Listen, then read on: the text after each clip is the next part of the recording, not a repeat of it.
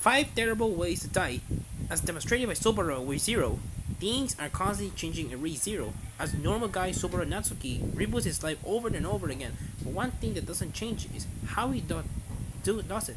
Via painful and sometimes gruesome deaths. With the second quarter of the second season we're underway, we're going to see even more miserable ends and new beginnings for our hero. So today, we're counting down some of the freakiest so far.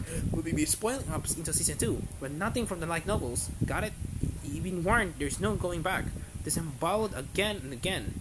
You can always count on Elsa to get you right in the gut. She's not only responsible for Subaru's first and Re-Zero, she keeps coming back like the proverbial bad penny for more skills. And she has one way she likes to get it done: disemboweling and enjoy everyone seconded. So far, Elsa's sliced up Subaru 4 times. He's not only one. Several other beloved characters taste her knife drunk out the fire cycles. Our protagonist indoors. At this point, we're just assuming he's a constant. Morning started by Rem. You always hurt the ones you love, especially in Re-Zero. Admittedly, Rem's violence against Subaru came significantly before her love confession. If you stand by the statement, remember, Subaru was persona non grata when he first came to this new world.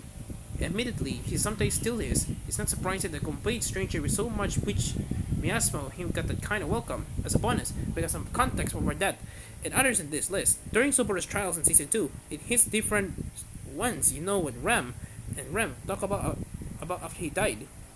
Jumping off a cliff because his life is cheap. Razor offers his hero a unique chance to start over again at death, which can be as much as a cheat. And it is a save because if you're willing to make this reset happen yourself, you initially have a limited resets, and Subaru does indeed get to that point. One of the most memorable and freakiest is where he cheerfully pitches himself over the cliff in order to reset and get things right. Sure, he makes good use of it, but it shows just how cheap his life becomes to him. Early on, he's now a disposable commodity and he's willing to endure some pretty horrific things with the knowledge he'll come back. The Mincy definitely comes back to hunt him in season 2, of course. Bunnies, the virus monsters of Re-Zero, are pretty terrifying, but the actual animals and the witches themselves. One in particular is much worse than it looks at first. It just proves that old saw that a mob is a lot harder to fight than one big baddie. The Grey Rabbit is, in fact, lots and lots of normal-sized rabbits, but these bunnies have a taste for blood, and they mob a person like a herd of raptors. Subaru falls to them more than once, and the first time it happens, we get a very detailed view of what that's like, ending with the first person shot. Don't be fooled, there's a death in those eyes, getting absolutely wrecked by Puck. One of the most emotionally jarring moments of Re-Zero is the end of episode 15. In it, Max shows just how much he loves Emilia by freezing the world in the wake of her death.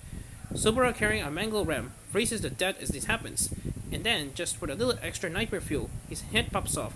If we left to watch what remains and get buried under the snowdrift as the credits roll, this is still one of the most chilling, yes pun intended, deaths in the series. And seeing the reference again, both in the challenge and the opening credits, reminds us how affecting it was on the first watch, affecting, terrifying, gut-punching, etc. At this point, Subaru is doing the his no to show his life away. It's really as before. We get the feeling there will be many more moments like this to come. Nothing less.